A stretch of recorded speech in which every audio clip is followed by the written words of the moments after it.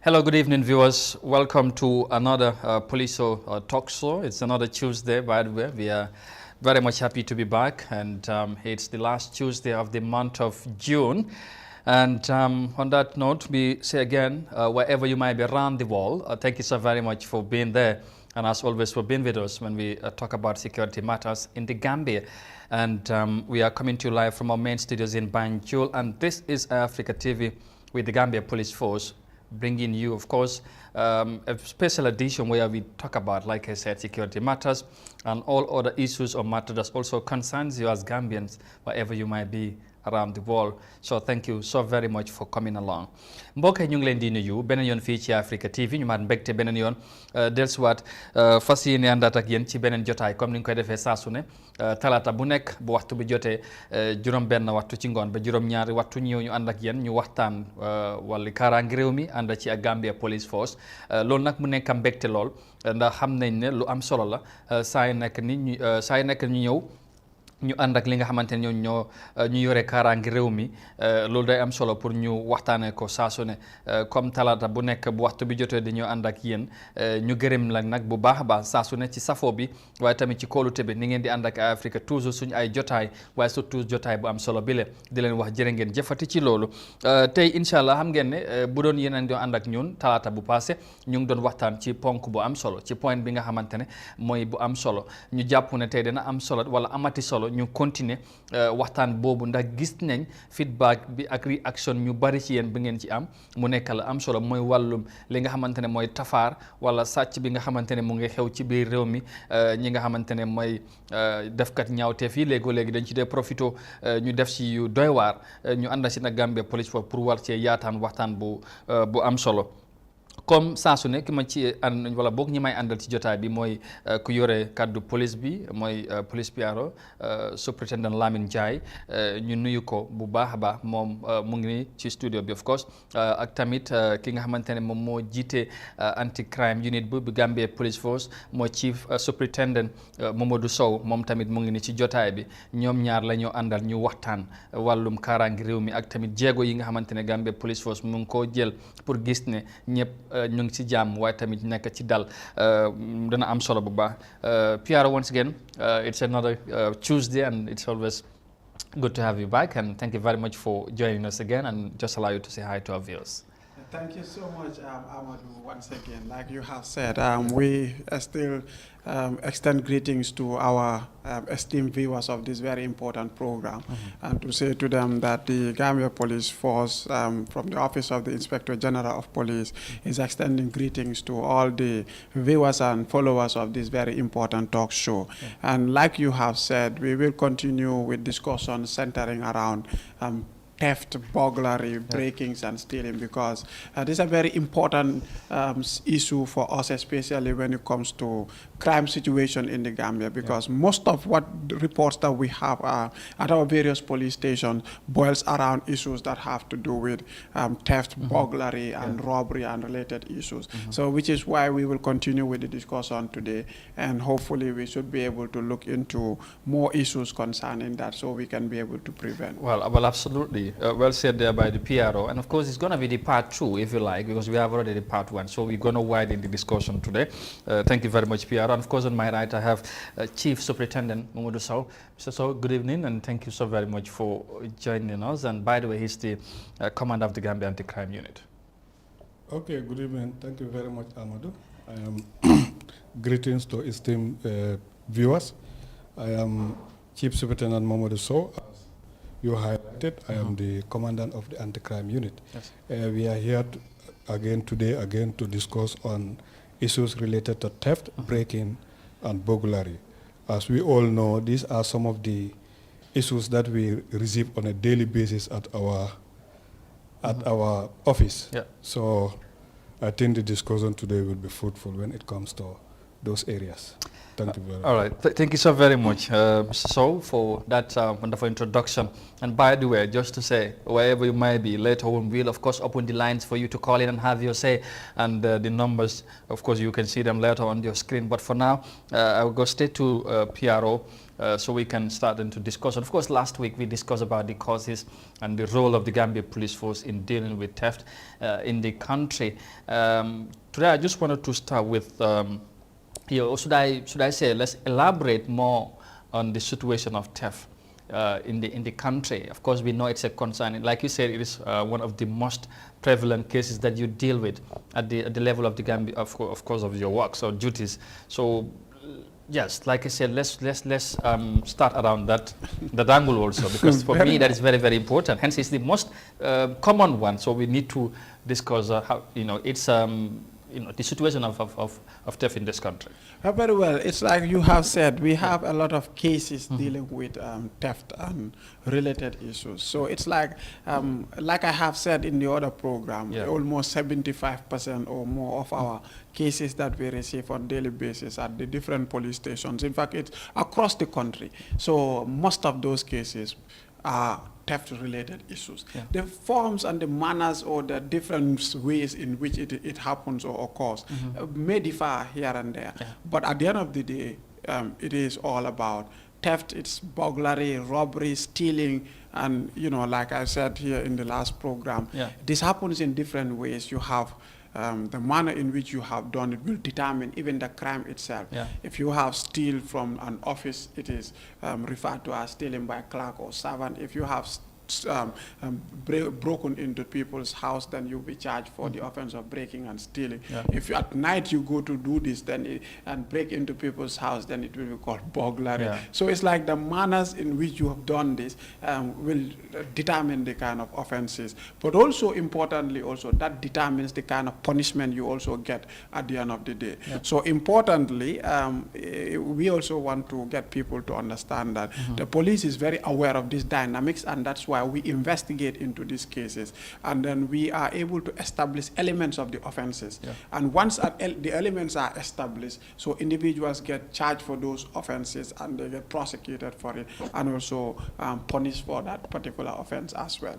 So burglary or theft is not an easy or a light offense for us, because it is most of the reports that we get. And then I want to stress this, because most of the time people say, oh, there is a lot of theft going on, and if you get somebody to the police within 24 hours or 48 hours, they leave the person. Absolutely. To go. So we've said this here again, and we will say it again.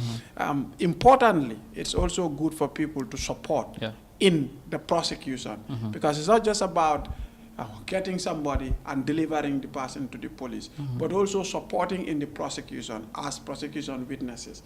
Say, for example, if the person commits burglary, or it's a group of people that has arrested this individual and delivered the person to the police, we encourage them to take a step forward and give their statements, and also be willing to come over also and give their witness testimony in court. So that will all help in the securing of conviction against that person.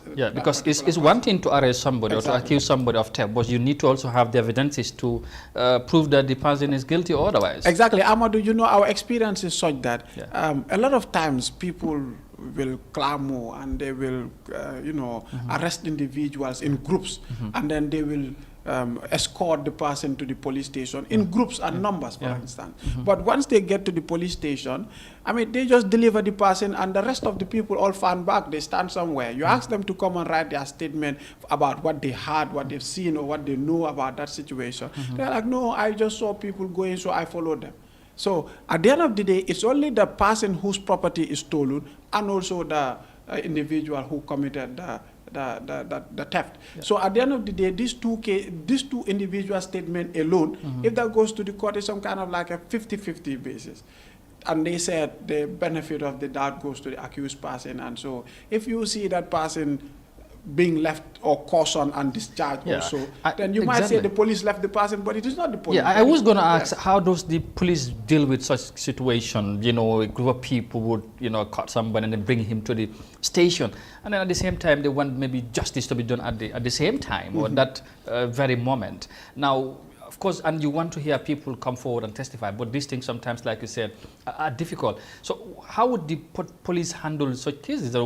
If people are not willing to come forward and tell the police what they know or what they have seen?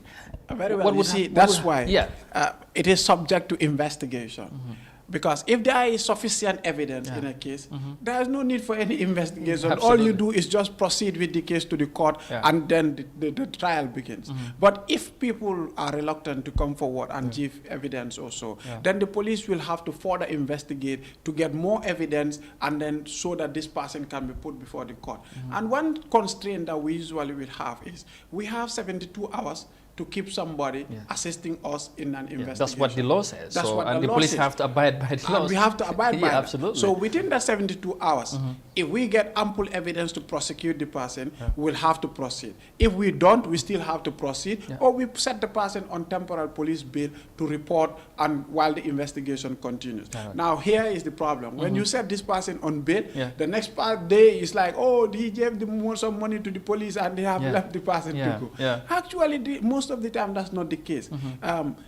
In fact, we always stress, if you feel that your case is not handled in the proper manner, in the way in which it's supposed to go, you have an office at the police headquarters called the Professional Standards Unit or the Complaint and Discipline Office. You can report that police station or those officers to that office, and they will investigate their conduct in the manner in which they handle your case, and they will be put according to the laws of the police standing orders. That means if they violate in the process of handling your case. But what we are seeing most of the time is because people are not willing to come forward, and so at the end of the day, the laws gives the police the authority to set some person on bail, which is his constitutional right. Absolutely, as well. Yes. In as much as you may want to claim you have a right, but that person, until he is proven guilty, he also has a right. That's what the law says, I think, if I'm right. So if I'm wrong, of course, the PRO and this will put me through, but I don't mind. So let me come to you. Of course, PRO talked about investigation and all that, and of course, and you talk about anti-crime. That itself, means a lot in what we are talking about. You told us the role of the anti-crime, but just to recap also, I will just allow you, like PRO did, to remind us in the case of theft, what role does the anti-crime has to play when somebody is caught or whatever, is found in such a situation of involvement in burglary or theft. Okay, thank you very much. As to recap, as the role of the anti-crime, anti-crime, we are a patrol unit, and then we involve more on proactive policing. When I said proactive policing, what I mean is our main purpose is to patrol and prevent crime being happening. If we cannot, if the crime is committed, the next thing is we see how we can detect it and then arrest the culprits.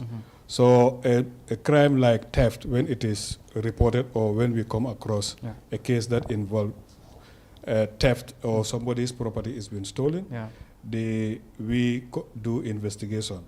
And investigation, it takes some time. At times, we might quickly make recoveries and then prosecute the matter.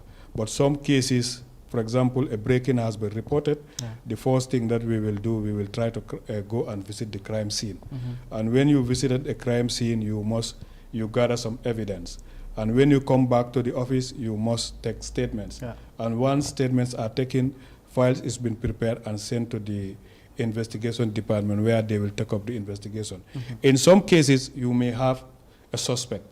And in some cases, you may not have a suspect at that instant, and investigation will continue to either you arrest a suspect and then you continue in investigation. So when such happen, we will go out and make sure that we try to find a suspect in connection to that case. Because at times in breaking in some compounds, at times when breaking happen, they have CCTV footage. And when we have such, we will go and review the CCTV footage and check. Probably when we see the footage, if the persons are recognized or they can be identified, then that one will help us in arresting those people. And at times in crime scene, probably they might also go with mobile phones. And when such happen, we apply for a printout, and at times those printout help, and then we are able to sometimes arrest people in connection to such. So when it comes to theft, sometimes it is very difficult to, as PRO has highlighted, sometimes it is very difficult. At times people will escort a suspect to the police station, Yeah. and then they said, okay, a group of people will come. This person is being arrested. He involved in a particular issue, and then they will escort the person up to the police station. But the next thing they will all disappear. Yeah. And at times it put the police on a funny situation, because Exactly. if Yeah. the persons who know actually what has happened, Yeah. they come there and then they all disappear. They leave everything in the hands of the police. Yeah. The next thing is police will gather what they can do. But if you come out and give out your statement, it will help the police in prosecuting, because that means they have enough evidence to prosecute the person. But if you left and all of you go, then the police will try to find more evidence, and in that it's sometimes hinder or delay the investigation. Very well. At times somebody might, because we are given limited time. Yeah. So somebody arrested within the 72 hours, you need to prepare the file and put the person before court. So it takes time, and we also need to observe the rights of the person, because we cannot detain the person beyond the 72 hours. No, we either have to put the person yeah. before court or either release the person. I was going to ask that in case, I mean, it got to the 72 hours and there's no evidence, there's no someone that, what would happen? What would follow next? I was going to ask that, because that would probably interest the people to know as well. Yes, if we are reaching to the 72 hours and then the case doesn't have that strong evidence to be put before court, the only thing that the police can do is to open up a bail. Yeah. The person you release, that is, you release the person on condition. That means somebody has to come in and sign a bond that we release the person to go, and whilst he will continue reporting. How about if there's no person who want to guarantee and there's nobody who can come and bail the person? What would happen?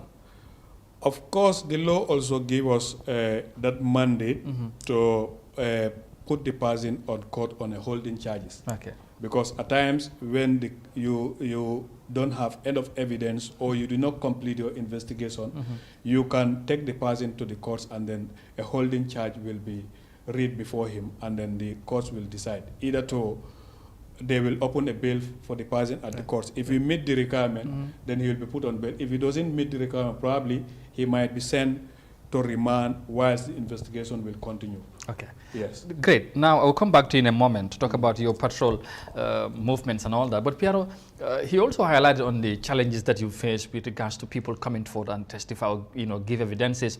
Now, what do you think is the main reason for that? Is it because there's a barrier between the police and the public, or what? And how do you feel about that as people who always deal with such situations? If people, are there and they're the one that we expect to get the information, and they're not willing to do that, and they disappear all of a sudden, and then there's no one maybe to talk to, and there's somebody who has been accused, all right? And then why do you think these things keep on happening? And if it happens again, how do you feel about that? I think basically it has a lot to do with perception also. Yeah. The societal perception about becoming witnesses. Generally, if you look at the Gambian society, we're not very keen at coming forward to witness or to testify against each other in court. Yeah. And so sometimes it's like people feel it is even taboo to go to court, even to ordinarily just to go to court. Or, in fact, the court is a bit far, but even the police station, some people will tell you, in my whole life, I have never stepped my foot within a police station. In a police station, so it's like, it appears as if it is a taboo to go into a police station. So you will see people who even boast to say, I have never even entered a police station. Now, if that is the perception, and then it is a situation where you have to come to the police, write a statement. See, that's very difficult for people. Yeah. And then much more, in fact, this matter has to go to court, and then you come forward to testify. So first of all, it has to do with a general perception issue. The other thing is also the issues about timing, the go and come syndrome. Yeah. Police case definitely when it has to go through certain process. Sure. And sometimes when you give your statement, it's not the end. The police will push the case to court. And when the case is put before the court too, we don't control when is this matter coming, when the sitting is going to be done, when the matter will be adjourned, and then the sitting is called to come again. Yeah, and you may be needed. Of course, we don't control that. Yeah. But what happened is, suppose you are a witness. Yeah. Today you testify. Before the testimony finished, they said, go and come back another time. Yeah. And then again you go and come back another time. The case is adjourned. So people who learn lesson from this, they are like, oh, if you go to this place, you just be going and coming. Your work will be hindered, your movements and your daily activities. So as a result of this, some people definitely don't feel they want to waste their time. So I think also it's about awareness as well when it comes to our citizenry responsibility. Yeah. We need to understand that even though this might be some tedious process or this might be some issue, we have some perception, but we need to also understand that it is our citizenry responsibility also to serve as witnesses at instances where we know something about situations. So that today you, Amadou, might be in a situation and then I am aware of this and I come out and testify until justice is served. Who knows, tomorrow I might be the next, then you will willingly also come forward. Indeed. But if you don't, if you need me to come, I will not might also feel also. otherwise. I might feel otherwise, absolutely. So it boils around a lot of issues. Very well. Well, in a moment, we will talk about maybe, of course, the difference between theft and fraud. I would like the PRO to clarify that because I think that's important. And maybe also the dangers of theft, in a country, if you like, but also the people that are involved in theft, what are the dangers and all that. But just to remind you, if you're just joining us, this is the Poliso talk show right here on Africa TV, and wherever you may be, thank you so very much for joining us, and make it a date every Tuesday from 6 p.m. local time to 7. We are here to talk about security matters. Now to Mr. Sow. Well, if you talk about the anti-crime, of course, as just a name, there's already perception Gambians have with regards to the anti-crime, as you may know. But then, during your patrols in missions, and what are some of the challenges that you face? Do you sometimes encounter or come across people, of course, who had this, that might have this belief or perception that the anti-crime unit, people always malhandle people or they maltreat or whatever. Because we all know there was a time, like we said last week, but just to clear the air again, because you are the head of the unit, it's always important that we make that clarification. I want to believe, the challenges that you face as a team or as a patrol unit. So what are some of the things that you encounter most when your team goes out for patrol? Okay, very well. Thank you very much.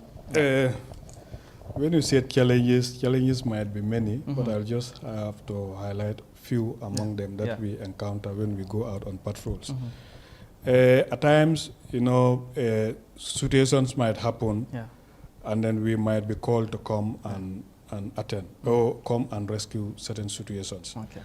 So one of the challenges sometimes we do encounter is sometimes traffic congestions. Okay. At times, people might not know the urgency of our mission or what we are called for. Yeah. But at times, when we are moving in the traffic, I know people sometimes said, yes, anti-crime, the opal, they will be zigzagging in the traffic. But you might not know the urgency that we are being called. Yeah. At times, we find it sometimes very difficult to pass some motorists, because at times you might be even passing with that urgency, the mission is urgent, people will start even and insulting. People don't want to give that due respect. No, maybe people don't want to allow police to, at times, some of them will be even insulting, will be even obstructing us on the highway, but they might not know the mission we are running. Because and does this have to do with the mentality of Gambians? With regards to the anti-crime or what? Why would they want to? Generally, I cannot say. Or the police, let me not only say anti-crime, but generally security. At times, people might not know the urgency of security, because if you travel in other countries, when you hear a police siren, the road is clear. Yeah. Everybody knows that they are running for an emergency. But in Gambia, it's different at times. When you put your horn, you use the siren, people tend to not leave the road and they will start blocking. And that is a problem. And that is a problem at times, because if you are called in a robbery is happening at a particular place, you have been called and then somebody's life is in danger, you need to run quickly to see that you go and save that life. Yeah. So when you are in that mission, somebody will just cross in the front and start arguing with you. At the end of the day, at times it's difficult. But at times also we might be in missions. We, for example, in a place that is a bit crowded, and then we need to arrest somebody, or the person is running. We are after the person. Sometimes we might jump into a compound that it is not our intention to reach there. But once you enter there, some of them will start blocking you. Why are you entering in my compound? What is the problem? Why should you enter without our notice? So at times they might block you. Even the suspect that you are running after, the person might escape. At the end of the day, sometimes they will even tend to even obstruct until they fight you. So those are some of the challenges we do face when it comes to arresting. And definitely we didn't want to go into anybody's privacy. All what we want is, we are after somebody that we are interested. Once we get the person, we will get out from your house. But people don't understand. They tend to think that maybe this is my privacy, you don't have the right to enter, you need to notify me before you enter. But police, we don't have boundary. Indeed. Because we are looking at something that, and our main task is to prevent life and property. So if somebody's life is in danger or somebody's property is in danger, we go out wholehearted to make sure that that property is safe or that life is safe. So in that instant, at times we might be obstructed, and then those are a lot of challenges that we face on the ground. And this right thing probably have to do also with the newborn democracy that we have. Everybody feels that I have a right.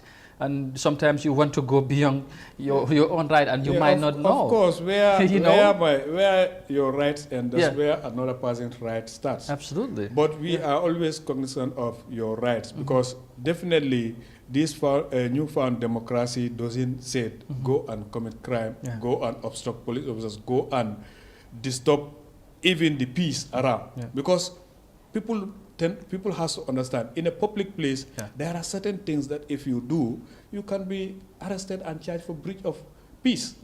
Because you cannot be on the street, police officers are performing their duties, or people are just on the street howling, doing all sort of things on the street. It's not even allowed, because you can be arrested and charged for the breach of the peace. Democracy comes with responsibility. People need to understand that democracy comes with responsibility. Democracy doesn't say go and harass people, or go and insult people, or go and take people's property, or go and put the law into your hand. The same laws that were here before is the same laws that are here. Because the 1997 Constitution, that's the same law that was being practiced, that was being implemented here. So if now democracy, people are using this word democracy and trying to do certain things that are not all lawful, definitely we, the security, we will not allow that. Anybody who comes in conflict with the law, we will make sure that we arrest you and charge you and prosecute you. All right. Yes. I think there's a very clear message there. I think, all of us as Gambians would be cautious of that, and so help the Gambia police in making sure that we are all in a safe environment. I think that's important. At this juncture, I would declare the lines are open if you want to call in and have your say. 2323213 is the number you can call in and join the conversation. As always you do. So you see the numbers are there on your screen. Yes, Piaro, xam naa nag tey waxtaan bi mu ngi xuus bu baax ci anglais bi waaye ci la bokka waaye tamit pour ñu wax rek ne soo leen bëgg a bokk ci waxtaan bi rek ubbi neen line si mun ngeen call 2323213 mooy number fi ngeen mun a jaar ba bëgg a bokk ci waxtaan bi ci li ngeen xalaat rek wala seen gis-gis ci waxtaan bi loolu nañ ko rafetlu bu baax a baax ñu déggee ci yéen tamit. Yes, Piero, just last question, maybe we will just do it 2 in 1 in English, and then you dugga ci local languages, of course, with Piero, and then Mr. So will come in Mandinka to sum up what we discussed. I was just asking the difference between theft and fraud. How would you, what is the difference there? Is there any difference? Yes, there is, but I think actually fraud is another type of theft. It's another one. Yes, but then, mostly it involves property. Okay. Especially when it has to do with money and goods and services, and related matters. Good. But then they're all theft. They're all theft. At the end of the day. Okay. Yes. Yeah. So that's good. Yes. Yeah. But then we'll use this program to even go into the specifics of these crimes. Yeah, indeed. Say, for example, there are certain crimes the way they happen in the Gambia, there is need for us to talk about the manners in which people perpetrate those crimes, especially when it comes to fraud. Fraud issues are very serious issues in this country. Absolutely. People get defrauded of their hard-earned currency Yeah. in very crazy manners. Absolutely. Let's say, for example, the offense of obtaining money by false pretense, which is some form of fraud. Somebody comes and gives you a story, make you believe in that story, you willingly give your property to the individual. You do not know at the end of the day, in the whole, this person was just selling to you a false story or a false narration. Only at the end of the day, you realize that you've been defrauded. I tell you, Amadou, some people lose millions of dollars. Some people sell their compounds through these means and ways, or which people just come and give them false stories. So we'll go into that, hopefully, possibly, if we come in the next program. Inshallah. We'll select one of the fraud, the manners in which fraud takes place. Very well. I just wanted to know, it's good that you come up with that point, because, I mean, sometimes crazy people will call you, yo, wahal amin, and all that, you do warla. You know, we call that the marabu fraud. Absolutely. Yes. This is a thing. Now, then, how about the dangers then? Let's conclude with that one before we get to the dangers of theft, in a country. If how serious it is that the Gambia police force are, like you said, in most of the cases that you deal is theft. How serious is that in a country? People say to you, there are bigger crimes, you should go in for that. This theft is not a crime, it's not a big thing. I tell As if they are trying to normalize it. And so we need to understand that the way theft happens is like, it's directed to individuals. Let's say, for example, if you commit an offense at some point where maybe it is not direct to any particular individual, at least the way, the feeling will be different. Much more if you are sitting in your house, somebody comes into your house with breaking materials, maybe sometimes armed. So the trauma that the family goes through, I tell you, some people tell me they cannot even sleep in the night because they are so wary that possibly somebody might have entered into their house. Some because they are with children in the house, they are even the safety of the children. That psychological trauma alone is a problem. Secondly, it also has to do with economic losses. People worked for their valuables for years, and then, they work hard, to accumulate these properties and keep on going. And then all of a sudden you come overnight and then you just grab all of this and go with it. And you ruin people's lives. Exactly. So it's like the economic losses, the property loss in it is so disheartening. And this is why this is a very serious issue for us. We need to understand that even at the level of the state, the economy, is also something that is affected seriously. Because when we talk about state economy, we are talking about people. So it is people's property that at the end of the day, we sum up to talk about as state economy. But if people get robbed of their valuables, you go to work, and then you know that at the end of the month, I am going to be paid this amount, and I want to get this and that and that. But only for somebody to just grab that whole thing from you, say your own salary is gone. Absolutely. It's just gone. devastating. So who are you working for? Absolutely. So it appears as if you are working for somebody who definitely doesn't deserve what you are earning, but at the end of the day comes to take it all. So this is something serious. And it is devastating, and we don't take it lightly, and so we want people to support. In order for us to get rid of it, we, the police alone, cannot do it. Because you cannot have police officers everywhere at all times. But people are everywhere at all times, which is why we need to support each other in this. Very well. I think that's important, the message there. Well, again, just to remind you, you can join us. You can call and have your say. The numbers are there, 2323213. If you want to call in and have your say, gis ngeen number yaa ngi noonu ci screen bi mun ngeen call bokk ci waxtaan bi comme ni ngeen koy defee saa su ne ñu déggee ci yéen tamit boo leen amee tamit leneen li ngeen bugg a laajte mun ngeen laajte Mr Sow wala Mr Ndiaye ñu leeral leen li nga xamante ne mooy seen concern si ci wàllum sécurité ak police seen taxawaay ci réew mi ak seen liggéey day am solo bu baax a baax tamit ñu déggee ci yéen well Mr Ndiaye pour ñu gën a yaatal waxtaan bi rek kon mu ko waxee ci olof bi tamit last week dooroon nañ waxtaan bi mu nekk lu am solo mooy affaire tafaar ak sàcc ci biir réew mi ñu wax nag ñu waxoon ci lu am solo tey sànq rek yaa ngi wax li nga xamante ne mooy jafe-jafe léegi li ngeen di jànkuwanteel nit ñi amaana dañoo jàppa nit sax wala jàppa sàcc indi ko ba ci police bi bu amul dara lu des mooy pour ngeen jël statement mooy binda pour lu xew ak naka la xewee ak yu mel noonu doo leen am kenn ki nga xamante ne mooy kuy pare pour ñëw wax wala joxe li nga xamante ne mooy ay evidence wax lu leer li nga xamante ne mbir mi lu mu demee léegi loolu police bi naka lay dealee ak situation yu mel noonu su fekkee ne loolu su affaire yi noonu la demee. dëgg la soo fi ma ko commencé mooy. waaw ma wan ne parce que mujjee naa di wax affaire tolof yu nit yi di jànkuwante. si wàllum tafaar sakantuma sàcc mi. waaw sàcc dafa serious trop parce que li ngay liggéey. yow yaa xam naka nga koy amee yaa ngi ñaaxaat di liggéey. li nga dajale yëpp. yaa ngi ko yóbbu sa kër benn bés rek nit ñëw rek jël loolu yëpp yóbbu ko su ko defee loolu dafa métti torop si xol waaye nag du emut loolu si lu ñoo yóbbu tamit waaye su ñoo ñëw si sa place tamit dafa mel ni xol bu métti bu ñoo jox si buñ laa jox yow ak sa njaboot loolu tamit is another problem because psychological trauma tamit is very important pour nit yi am seen jaama si seen kër yi waaye mënuloo nelaw mënuloo toog yaa ngi si sa biir kër sa xel dalut waaw parce que loolu dafa doy waaru soo di nga gis ne te sàcca mi ak tafaar bi mooy def loolu mooy tax nit yi di jànkuwante loolu so loolu moo tax dafa serious torop waaye emut si loolu tamit di nga gis ne tamit su dut jël sa bagage ak teg la méttit waaye tamit léegoo-léeg nuñ dee defee sàcca mi dañ dee ñëwaat ak gànnaay dañ dee lor ay yeneen nit si te loolu lu ne xëj na si waaw te loolu lu nekk xëj na si gis nañ sax ay kiis yoo xam ne dañ dee jam nit yi ay paaka ñu si dee gaan soo loolu yëpp danger la loo xam ne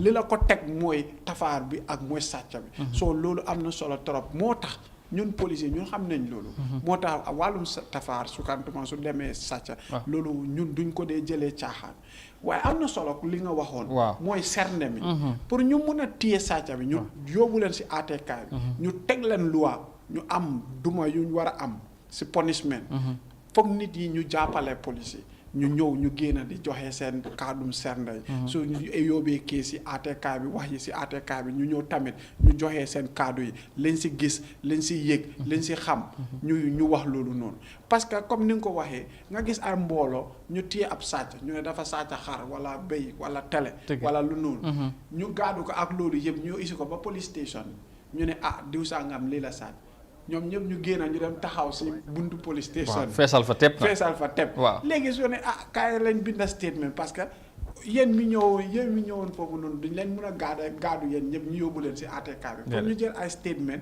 su ko defee ñaar nit ñetti nit juróomi nit ñoo xam ne xam nañ si dara yëg nañ si dara su ko defee su case bi ñëwee si wax bi su ñëwee si ATK bi di nga gis ne ñoom dinañ mën a taxaw ñu wax si lan lañ xam lan lañ yëg lan lañ gis yaa ngi gis su ko defee loolu mooy tax ñu daan kooku noonu si ATK bi ñu topp ko teg ko punishment wala yaat bu mu war a am si tafaar bu mu def noonu waaye su dul loolu yow kenn rek yow mi nga xam ne sa bagage lañ jël ak sàcca bi rek yéen ñaar rek ñeneen ñi ñëpp ñu joxe gannaaw ñu dem seen yoon su ko defee loolu lu ñoo wax mooy ne the benefit of the doubt goes to the accused person mooy si àttekaay bi su sikki sakka amee ku si njëriñ mooy kuñ tuumal parce que moom lañ tuumal su ko defee yow mi tuumal da nga war a joxe génn sa ñëw ak sa sernday su ko defee ñu won àttekaay bi ne kii li la def diw sangam yëg na ko di sangam xam na ko ak yu façon yooyu ok dafa mel ni am nañ ku nekk ci line bi ñu jël ko su ko defee ñu ñëw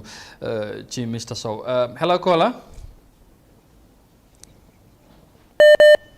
Hello. Hello. Hello, assalamualaikum. Yes. Waalaikum salam. Sëñ bi nu ngi lay nuyu. maa ngi leen di ziar bu baax. jërëjëf kan la ak foo ñoo koole.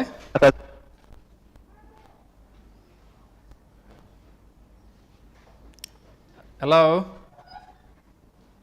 Mun naa laa ka sool. Okay.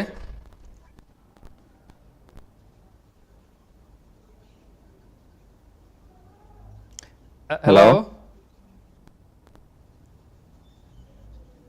Okay, alpe mooy kan ne Yes, ñu ngi lay déglu yow la ñu dégga loo bëgg a contribute. Okay, first of all. Okay. All right, thank you. You can go ahead. Yes. Doko men kuma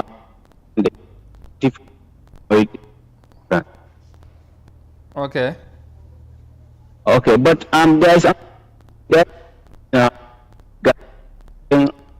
Oh, oh. so and All right, we sorry, the line is breaking, and we're sorry for that. But you keep trying again. I think we would, guys will work it out so you can hear you clearly. And of course, because we would be very much glad to hear from you as always.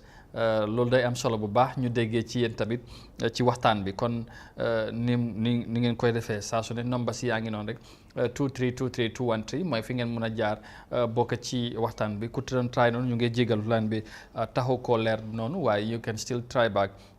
Yes, Mr. So, just let me come to you, Yotamit, just to sum it up, of course, some of the things that we discussed, as Mr. Njai highlighted, just allow you to do that in Mandinka, so also Mandinka viewers and listeners to know what we have been talking about from since the start of the program to now. Okay, abarka bake Amadou. Nsa start to summarize ngamin kacha tubab kamoto. Exactly.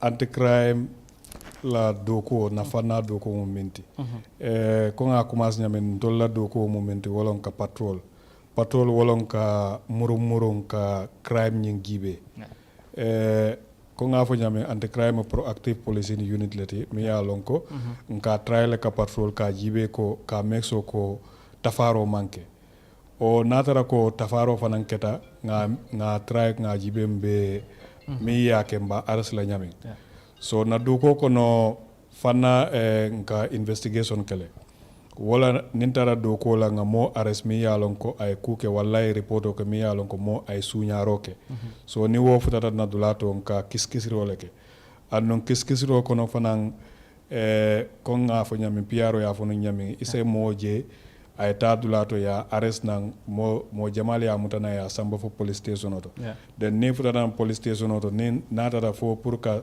statement o di wala ka kuma kan o di mi ya lon ko ye wala cda inyaay wala je ye mil lonje pour e wo safe pour police wal ise mako ni ya samba kitiola nka koleada soto je sometimes e kaje ni nata rek ika etol ka prison le rek ni ya han oba police wal ya rek den isaji jama bale boreta dolbe je ika ngalo mi atila minka ke dolla problème to wolong jama bal ka fole je e man la fi kata kiti dula wala ni dara kiti dula e ka silale wala ka fole ko time waste le je bare security amum bela hatolete Indeed, because mo be nyanta trial le yakata ne ku keta foye police wal makoy katum police wal damata kelano katum ni nga bon samba kiti wala fo nga mol soto mi alon ko ibina lola e cd yake ni wo man soto rek akam batande kiti dula bakele katum ni police wal yela evidence present andu mam mo soto mimba alon ka ba support la e ba jela ko yemin tumi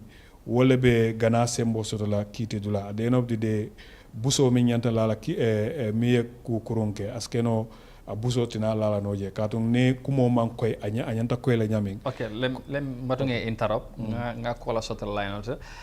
We have our next caller on the line. Hello caller. hello assalamu alaikum Ahmad. Wa alaikum salam. Ahmad nimbara bakem ko Inimbara. Yes, dumalo andi be call ka mintole.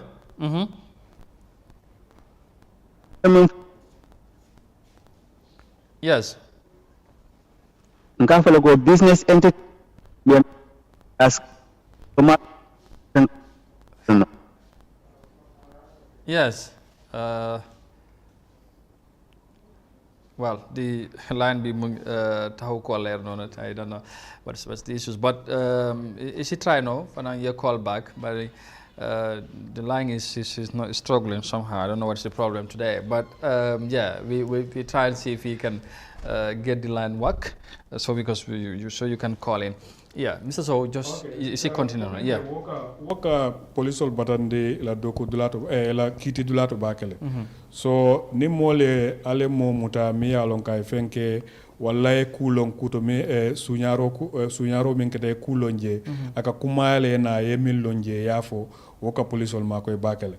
Andon ndol fanan anti crime ka bata min soto nintara patrolo la nga fem fo nun jela domande exactly wole keta at times ni ibaje la ko nimbe funti la because sometimes mol kan call la ka ke emergency call lati aman ken kala file rek ka funti wati o wati wala aka ken dia nyolati wati o wati nga funti kaje ko sometimes traffic ko kono mol ka nka batada soto je bakele sometimes ikaje ko se mol call ko ye mole tafare wala ye mole nyapin kan ya la fengota andung dolbi je fang amari be in danger wala ye fengo because mole alo na sai jama bal ni suñarol ni molbe suñarol keta eni jorangol keta mil bu ko murol pour que fangol mako je ni ku keta so e kaje ko wosifa ni mol call ko abe hapun kan dulato nimbe funtilan ka funtile ning sembola wala ka funtining tarianya la pour ka try ka women be wo danger kono kala life save anen ala property wo sifa at times nka obstruction of soto traffic ko ne kaje mol buka understand e camera ko anti crime la ko le siara wala anti crime ka tare e ka pare symbole jayla mol kan si even silo kan fang nibe borla je buka demande ma wala buka traffic ko follow amanker ko na ni dialom pour ka bori wo nyama traffic on because nama nimman tra emergency run la nka traffic ko follow la nyama but at times certain situation ka happen for nga traffic ko bit demanding nga move because life lebe in danger mol nyanta ka wala ne mol nyanta wo understand na so wo fana mun na bata da dolte wala sometimes mfutata dulato moye kuke ay suñaro ke anim bagasu be borila be bulala no kam be borila abe jompila kordanin korda isaje ko nga bula modo la korda kono wayatara ko amanke na dia nyati but because of situation mimbe grand wala tinna ba mari no kan isaje ko at times korda tiolta understand ne tol ba fala ko ha e be dunna na korda kono nyaadi le alman kalamutandi imang permission dani aka amanke dol fala ni diate ka bulela korda kono wo nyama wala kala privacy fenga bari do ko kenyalo because be mole no ka miyalon ka ay fenneta wala ka molla niyo kantandi wala ka mola bagaso le kantandi pour mo kana samba wo sifa at times ikaje ko enim polisol senyo saboke wala polisol stop completely fa mare na kana at the end of the day e kana akamol obstruct bakel another thing mols fanan kamim batada men so me ma angale kono bare na mayne amako saying ni ajibe criminal jama balbi je ni be funtela e ke fon amli like dole isaje murbal be bulu wala dol murol be bulu wo fanan kam batandi bakel because ni ajibe police force the army unit of the police is the PIU. So sometimes ni be futala wo sifalto ni man certain preparation okay ake patandi bag kaje ko nka wo certain respond kele andong but we risk our life because ni dada mo no ka mi alon ko murbaba bulu wala even kido fango ba mari bulu ite man certain equipment soto woke batandi bakele so wo fana is a challenge mi alon ko ka face on the ground because crime training be falling kam bakel say mo jamal be je ni bita kukela walla bita tafaro la e ka fenne ci kam yalon ko jorango mi yalon ka pare la ba just like pare bakel so police fanan wo fanan munna bata dalte mi yalon ko at times in ka face because ni tata e motara mi yalon ko is arm more than you so it is very difficult pour ka mari arrest or ka mari soto. So those are some of the challenges sometimes coming face on the ground. Very well.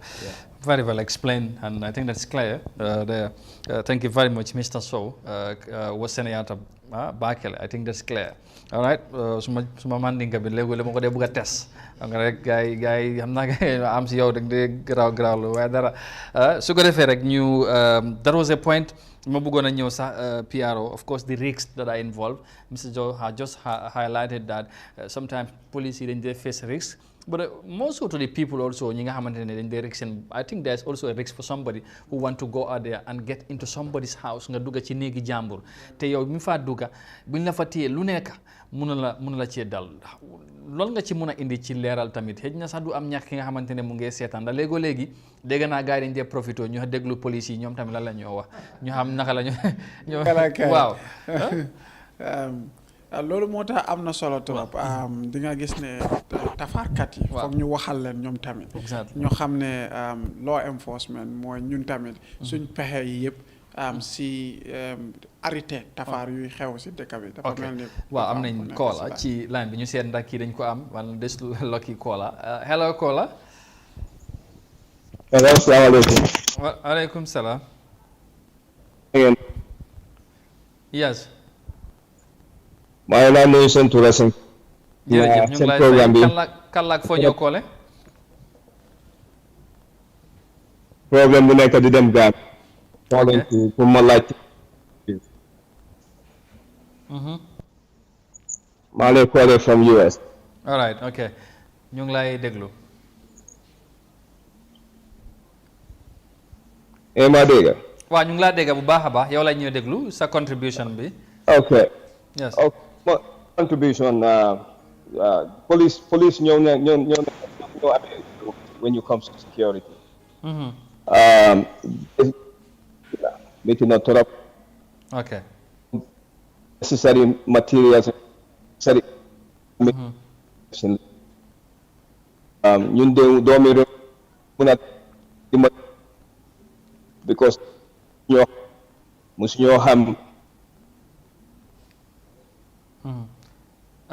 waaw dafa mel ni buñ la déggee mooy mu ngi doon wax ne jël logistic challenges yi nga xamante ne police yi dañ ko dee fees léegi seen liggéey bi xam naa ne mu ngi ko rafetlu waaye xam naa ne dañ dee am ay jafe-jafe léegi surtout comme Mr Sow nu mu ko waxee léegi bu ñoo yàkkamti di dem jafe-jafe yi ak yu mel noonu loolu yëpp ay mbir la waaye xam naa ne bu munee ñëwaat rek dana am solo xam naa kooku mu ngi koolee dëkki Joe Biden United States.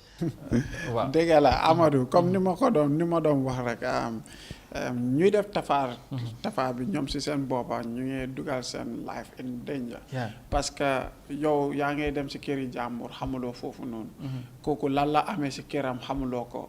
in the process so yaa ngi bëgg a dem attaque kooku noonu kooku lan la am pour mun a defend boppam bi xamuloo ko so su ko defee nag kooku mun na laa lor in that process nga gis ne at the end of the day yow sax mun ngaa ñàkk sa bakkan si loolu noonu nekkul ne all the time sax ñoom ñoo dee nekk di pose danger to the victims of crime but léegoo-léeg tamit yéen ñoom tamit seen life is in danger of course so da ngaa gis ne yow sax yaa ngi jaay sa bakkan parce que yaa ngi dem dugga si këri jàmbur xamuloo kooku noonu loolu moo tax waxuñ ne mob justice buñ daan gis fii baax na waaye tamit is also a danger for the people ñu xam ne ñoo ko dee def dëgga nañ waxal nit yi ne mob justice àndut ak loi waaye tafaarkat yi tamit nañ bàyyi di dem si këri nit yi nga gis ne soo demul si si këri jàmbur dañ lay téye foofu di la takkat di la sooti ay ndox ak soo fa demul loolu du la dal soo su ko defee nañ ñoom tamit nañ xam ne façon yooyu noonu mu ngi leen di dugal si problème waaw moom moo tax léegi Pierre sa dogguma la sax ñoom seen boppa am na yeneen situation bu ñu leen ci jàppee ñoom ñooy yàkkam ni sax àgga ci police station bi ba ndax lu ñoo daj very well so te amatu loolu tamit suñ la fa téye bañ la teg si àttekaay bi si loi bi tamit mun nga see am sentence boo xam ne mun ngaa tëdd kaso ay at soo su ko defee sa time boobu yëpp ñu ngaa tëdd kaso yaa ngi koo waste soo su ko defee xaw ma kan mooy ñëw si àdduna bi pour ñëw rek pour sa time di waste ngay dem tëdd kaso waaw surtout ndaw yi nag xam naa bëgg naa ñu ñëwaat ci loolu sax waaye ñu jëlaat am na keneen ku nekkaat ci line bi hello caller hello yes hello na ngeen def jaama rek alhamdulilah naka nga def seen programme bi kontaan nañ si trop jërëjëf waaw seen taxawaay ci réew mi ñu ngi leen di ñaanal guddee bëccëg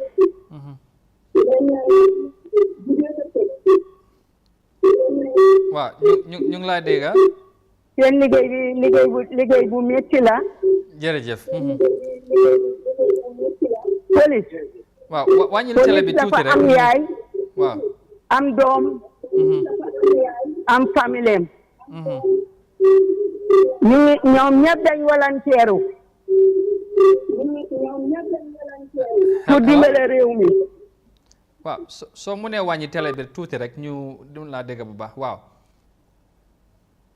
ok dafa mel ni dem na waaye mu ngi doon gërëm police bi seen taxawaay mu def ko rafetlu very well Amadou ñu ngi doon wax si laal nga si youth si waaw si xale yi léegoo-léeg li ñoo wax mooy ñu teel a ci police yi dañ nekk fii di téye suñ youth si di leen jail di leen tëj ak yooyu comme ni ñun nekkuñ ennemi suñu youth yi ñun si suñu boppa ñu sax ay youth lañ su ko defee naka ngay nekkee youth nga nekk ay youth si dëkk bi nga buggaan rek di téye youth si di leen tëj di leen teg benn place ak lu jëmee no that's not the aim or the objective or the goal of the police importantly nit yi lu ñu war a xam mooy ñun dañ bugg a contribute si defarum society te suñu youth si tamit dañ war a xam ne ñoom dañ bokk si defarum society su ko defee sawarte bi nga am yow ndaw si sawarte bi nga am énergie bi ak xam-xam bi ak doole bi soo ko dugalee si loo xam ne dafa ici yokkute si réew mi ni ko noon Gambia as a country dinañ mun a advance waaye suñ youth si suñ ne dañoo toog duñ liggéey duñ def dara ma ne waxuma ne liggéey am na wala amul waaye li ma wax mooy ku nekk mun ngaa def loo xam ne daf laa mun a njëriñ si sa réew wala si sa boppa su ko defee soo defee loolu sa énergie bi sa sawarte bi ak sa doole bi soo ko dugalee si loolu di nga gis ne yow sax da ngaa isil sa boppa yokkute. ok all right ñu jëlaat keneen tamit am na ku nekkaat ci line bi. hello Kola. hello. yes hello. ma ne maa doon wax léegi mu dog. waaw ñu ngi laa dégg. waaw dama bëgg a gërëm police yi si seen liggéey bu baax. ok jërëjëf. liggéey bi ñu ngi liggéeyal réew mi. na réew mi tamit bàyyi xel si police yi. police yi doomu aadama lañ comme ñoom. ñu ngi jaay seen dunda yépp pour sauver doomu aadama. police yi war nañ leen a jox moto. station bu nekk war nañoo am moto. ok. war nañoo am gaanaay. parce que dañ am njaboot comme ñëpp. dégg la. police dafa taxaw ci tali bi. yow boo rombee. sooy romba sa naaj bi nga ne naaj bi dafa tànga. dégg la. police bi taxaw 24 hours. am tu ko may $20. nga ne police bi dafa korop. fekk yow yaa ko gën a korop. am na ñuy wàccee 6000. si seen liggéeykaay yi te duñ wax ne dañ korop. nañ bàyyi police yi nañ dimbale police yi nañ yërëm police yi. jërëjëf yaa booy. all right. jërëjëf Yaabo ci contribution bi am na solo kii moom yëfi police yi def ko itteel trop nee na nag wax na lu am solo foog tamit ñu jàppale police yi si ay jumtukaay loolu dafa am solo nee na police station bu nekk war naa am say ay matukaay mat ay moto ay jumtukaay yu mel noonu xam naa nag yombul waaye foog ñu jéem a kilifa yi tamit jéem a bàyyi xel ci loolu ci jafe-jafe yi nga xamante ne police yi dañ koy dundalee léegi pour def seen liggéey loolu dafa am solo waaye loolu moom man maa koy wax xam naa ne du ma wax Piaro moo ko wala kii yes ñu gërëm yaay ki nga xamante ne mooy koola boobu waaw wax na lu am solo yes Piaro yaa ngi doon wax lu am solo dëgg la kay maire bi lu mu wax am na solo trop parce que liggéey soo ko gisee mu mun a yomb foog nga am jumtukaay boo nga defee liggéey bi su ko defee jafe-jafe lu bëri luñ dee am sax bokk na si jumtukaay yoo xam ne matuñ parce que soo ne nit soo koolee police yi nga soxla ñu respond immediately te amuñ moto te loolu mooy dëgg bi dafa am police station yu bëri yoo xam ne amuñ moto so yow soo koolee station bi nga soxla ñu respond within a limited period of time te ñooñu amuñ benn moto well di nga gis ne pour ñu respond at that limited period of time dafa jafe foog ñu stratégie ñu gis naka la ñooy mun a àggee si yow ñu mun laa dimbale si fi nga nekk loolu am na solo trop nit yi xam ko parce que li tax mu am solo mooy léegoo-léeg ñeneen dañu blame police yi yéen ñu call nañ leen ba soona def leen si dara ñëwu leen sax wow leen si dara soo su ko defee nag di nga gis ne distance yooyu noonu doo ko mun a dox sa tànka wala response bi soo loolu yëpp si jafe-jafe yi la bokk foog ñu admin loolu nag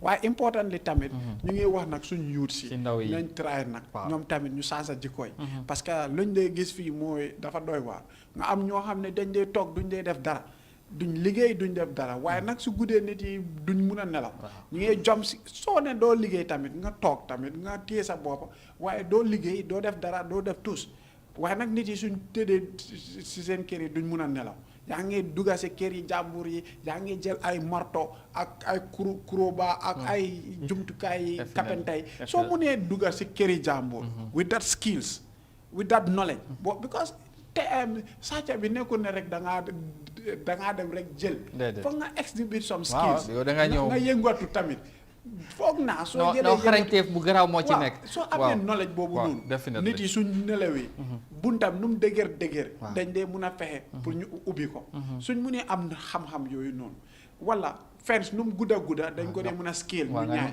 wala soo tëddee sa biir néeg bi am sa buntu kër bi fu munta toll ñoom dinañ fexe ba dugga soo amee skills yooyu noonu nga am knowledge yooyu noonu why don't you use that nga dugal ko si loo xam ne dafa nekk lu positif su ko defee kenn du la téye mu yóbbu la police wala mu yóbbu la si ATK waaye nag use skills yooyu noonu yëpp du ko direct pour def lan pour lor nit yi loolu dafa nekk loo xam ne nit yi dañ si war a bàyyi seen xel torop dama dee gis léegi sax you know xam nga police yi yéen booy yu dee sàcca télé yi ghetto yi lañ dee toppa loolu lañ dee toppa waaye doo leen bàyyi télé jàmbur yi ngeen dem soo leen ñu sàcca sax ngeen dem sàcca yu mag yi waaye ngeen bàyyi nit yi seen kër yi ñu mun a nelaw ak seen télé yi ak seen bagage foog naa suñ defee loolu dafa am solo léegi surtout Mr Sow anti crime bi dañu wax ne anti crime ñoom booy yi la ñoo toppa di leen sonal te loolu dafa am solo tamit pour ñu leeral ko comme Mr Ndiaye nu mu ko highlighté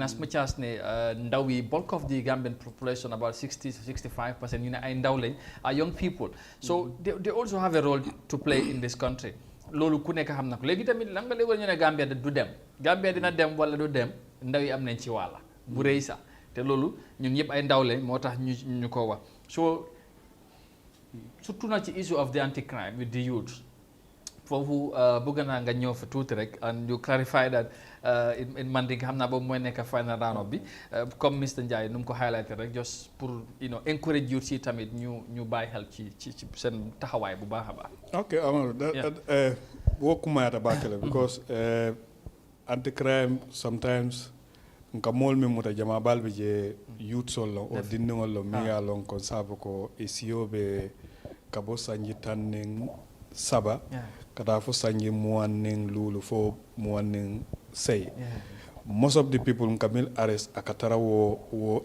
age limit leto banko la yakaro montol youth solid so ni Gambia youth sol ye ñaatilen criminality la wo mo kulete mi ya lon ko nyanta mobe silala absolutely Gambia youth sol yanta lonna le ko criminality te mo sambala dulato anu mote dunnano crime wala suñaro te mo son ate soto ate fendile la no na manke ke to kuya wala ke batande fa because at the end of the day ne suñaro ke inate muta ibe sambala kitiyo la andu ni kitiyo ye sorong for example momi yalon ko atata nyapin kanka fengota mi yalon murba wala kurbado atata dulakati ay murota ay mo barmaje o sifa ni mutawola ye samba kiti dula ala sentence nying is very heavy because ni charged with robbery with violence istano le min tambira sa nyitani nane la fam kasoto o min siata wo fangoti so ni tebe sanji muwannen lulu wala sanji muwannen feng ite ye samba kasoto kata sanji tannin nane wala min siata woti ite muntuma le tebe bola kasoto absolutely so wo nyanta mol silala andu yene la family distop andu ika minje mol mi yalon ko ka wuli kata ka mol la dulal kati suto aman koy because bi ite wolde data ndela kordato ite ma long munne ben dela kordato munne ben te bulu kam fango prevent sai ite data edunta ndela kordato no defana wolta ngamor ba ci nge sep mam mo encourage pour moye louable bulo kono bari sai mobe la rek abe sino la yena e koy bala property fenga andum jama balbe je ne kada su jarol sai ni joram kata sai ni tenen joram kata defana nga joram cika at the end of the day, self-defense. That's most I use it as self-defense because it definitely defends attack.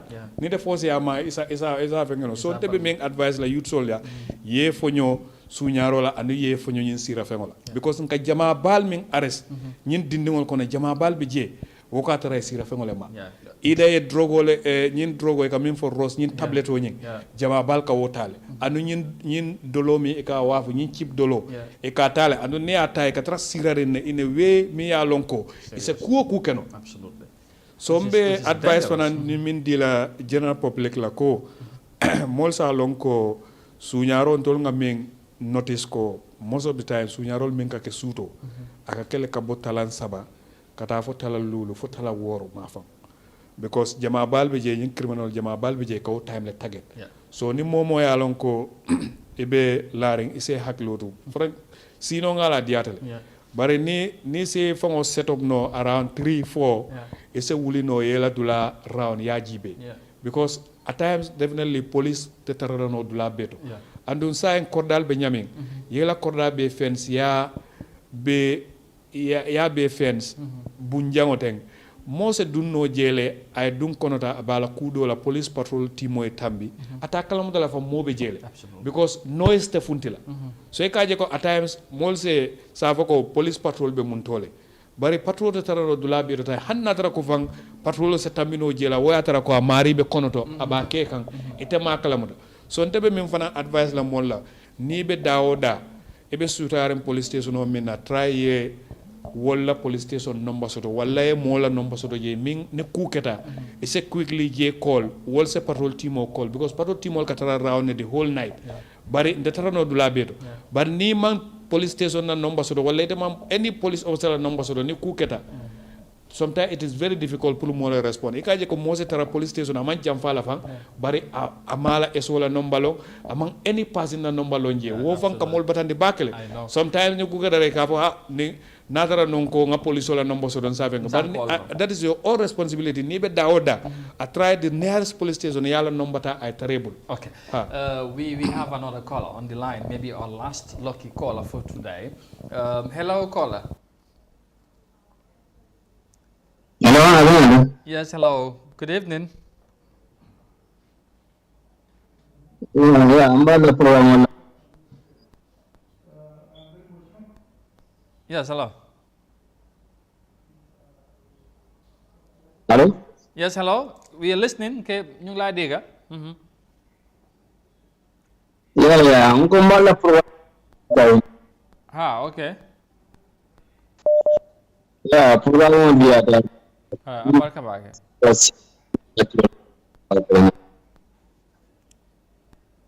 Yes. Yeah, I'm from the city.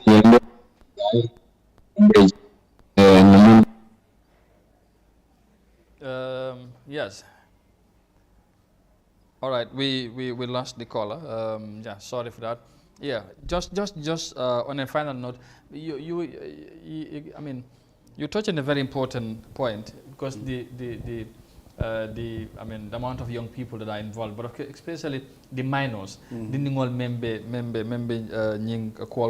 that's serious because when we were a I was very concerned. So I was just thinking also parents' role in making sure that the upbringing and advice, let them behave in such a way that because they are all coming from families. Parents all financial responsibility sort of kela dingol makoy or dingol makoy. Amaro ni pour nga je fenkende because ikajele ko woka ke mulla batada balete because at times ikadino mutala mi yalon ko aman sanjitan nin sesi andu loi min fo ne mo mutami yalon ko aman sanjitan nin sesi ni bala statement otala one of the parents would be there ala wulula client tarajel bare kaje sometimes ka batada min soto je ka mo kolle e kala parents o kolla ka fo ko nying ayam batade shit nte na tay wes la nganyim bondi police station jamale to andu yaje the loi is dindingo protect bakele most of these child offenders near samba kitiola at the juvenile courts most of them ike freely because that is not the interest of the child. Eka child la upbringing na jibe back. Eka ko most of these cases me along involve dindingol. Neither a court coming ke aka trial ko ka dindingol la nyanto diala. At the end of the day eka free la wala they reunite them with the family. So wo sifa what dingo will continue the crime community ka je ko ala parents ol ka fole ko fasita andum it is your responsibility as a parents pour ka make so ka ila dingo ya take care ya samba school andu nyanta min ala upbringing anyanta ala funtinya na ala dunya ko da ko nyanta wobe observe but nita as a parent ita ko a manke ko na ente barara nyindi no la ko then who do you think will take care of the child? That's because serious. police fanang we have limited resources because ninga dinno muta the only thing is prepare the file. Sometimes han nadra ko man dinno mba muta da we take him to the SOS and they cannot continue sustaining and inside definitely ne aje dindingol most of the crimes especially in silaka robbery akake dinno le mi alon ko man sanyitan din saysi that's very serious kamurol chika kamol especially ni musobe tambila ya threaten ya mobile so what combatant the battle in na do ko I know among easy and I see you see this is a wide discourse wide topic PR I feel if as if we can even I mean how would I say exhaust this one today, but whatever we will see. Just on a final note, because I see we have discussed about this parental role in supporting their families, their children in crime issues and all that. But just on a final note, I mean, also for today, like Mr. So has highlighted, parents has a role to play. Kilifa tamit am nañ loxo pour dimbali xale mu ngi wax xale yi nga xamante ne xale yi ndaw youth si waaye ay xale la ñoo wax ñi nga xam ne ñooy gën a dugg ci problème si ay sàcc ay tafar jamono ji ci réew mi ñooñu buñ leen téyee léegi kële yeneen waajur yi dañ dee lan laay wax sax duñ dee bëgg a ñëw pour taxaw seen doom yi. Amadou dafa nekk problème bu mag boo xam ne police yi ñu ngi ko jànkuwante. su ko xoolee da nga avant am ay xale yoo xam ne soo leen téyee nga oo seen waajur yi nga ne leen sa doom maa ngi ni si police station bi waaye ñu ngoy investigate waaye léegi liñ bëgg a mooy parce que comme xale la dañ ko bëgg a bail soo da nga war a ñëw bail sa doom ñu ne laan déedéet man kii dama soona si moom xaw ma dara si moom xaw ma sax kañ la génn kër gi so su ko defee sax dafa mel ni sax xëy na ay 1 month kooku génn na kër sax waajuram bi faala wuñ so yow benn bés nga call ko from a police station nga ne leen ne kaay leen biir ko dañoo gis ne génn na woon ay weer xaw ma fan la nekk so tey nga maa call nga ne ma ñoo génnee ko police déedéet so du ko defee nag xale yooyu noonu boarding bi responsibility bi si police la moo nekk te comme ni soo lu mu doon wax rek police tamit limited resources lañ am suñ amee xale boobu noonu dañ ko war a am jox ko lekka jox ko ay fu moo tëdda ak kërib karab yooyu yëpp loolu yëpp responsibility boobu noonu loolu moo tax at the end of the day police foog ñu yóbbu façon yooyu noonu teel leen yóbbu si àttekaay bi te ñu bari suñ leen yóbbee si àttekaay bi parce que li xew mooy balaa nga mën a jël statement yi xale yi dafa am ay sarta yoo xam ne da nga leen war a matal su ko defee su waajur yi ñëwuñ loolu yëpp dafa compter si àttekaay bi su ko defee dañoo wax ne kii sax cëram bi joxu leen ko su ko defee dañ ko war a bàyyi waaye soo ko bàyyee dafa am koo xam ne daf ko jooyloo kooku xaalisam la jël wala kooku dafa jël paaka mu jël mobile am bi wala dafa dugga seen kër mu jël seen bagage su ko defee kooku lan la moo fiir xëy na dafa gis ne police yi nekkuñ di def seen liggéey waaye fekk système loi bi la te loolu moo tax waajur yi dañ am taxawaay lu am solo si yar seen doom definitely xam nga loo moo tax léegi ñëw wax ne loi dafa sew te loolu lu jar a bàyyi xel la waaye kilifay ay ñun ñëpp wala kilifay waajur yi am nañu rôle bu mag mooy responsibility mooy seen taxawaay pour dimbale xale yi loolu dafa am solo waxtaan bi nag xam naa ne interested na trop waaye fii lañ mën a yemandi tey tamit ci jotaay bi ñu gërëmaat leen bu baax a baax ci ni ngeen àndee ak ñun buñ dooree programme bi ba léegi ñu ngi leen di jaajëfal bu baax ñu àndoon ci ak ku yore kàddu police bi police PRO Superintendent Lamine Ndiaye bi mu dooree programme bi ba léegi ñun ak moom la Mr Sow tamit last week ak tey ñu ànd ak moom ci jotaay bi moom mu jógee ci anti crime unit bi mu nekk waxtaan bu am solo dégg ngeen waxtaan bi nga xamante ne gars yi indi nañ ko tey ci jotaay bi mu nekk kàddu yu am solo xam naa ne mbiri tafaar wala mbiri sàcca moom dafa nekkal li nga xamante ne mooy ñu itteel ñun ñëpp itteel réew mi ndax bokk na ci li nga xamante ne moo gën a fees ci police station si lu ñoo deal wala police bi lu ñoo deal ak solo dafa am solo pour ñu waxtaanee ko sensitisation bi awareness bi incha allah day continuer waaye tey fii la ñoo yemandi next week dañoo dellusiwaat ci beneen topic ñu gërëm naat leen beneen yoon di leen wax jërë ngeen jëfati ci ni ngeen àndee ak ñun incha allah ba beneen talaata bye bye.